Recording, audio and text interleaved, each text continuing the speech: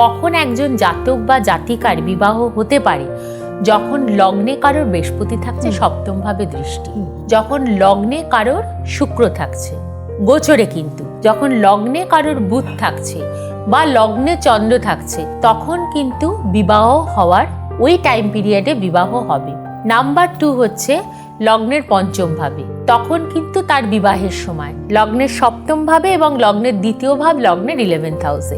এবার দেখো, দুটো মানুষের মধ্যে অনেক দিন ধরে বন্ডিংটা ঠিকঠাক নেই, কিন্তু তবুও তারা চেষ্টা করছে বিবাহিত জীবনটাকে আটকাতে, ঠিক বিবাহ লাইফটাকে টেনে নিয়ে যেতে। একটা বিবাহিত দম্পতির মধ্যে সম্পর্কটা যে খুব একটা মধুর আছে, বেশ ঠান্ডা, কিন্তু ওরা চেষ্টা করছে বিবাহটাকে টিকিয়ে নিয়ে যেতে। হ্যাঁ, হয়তো সমাজের কারণে হতে পারে, কোনো কারণে সেই বিবাহিত জীবন থেকে বেরোতে চাইছে না, কিন্তু ট্রানজিটে দেখা গেল সপ্তম ভাবে স্বয়ং রাহু এসে বসলো।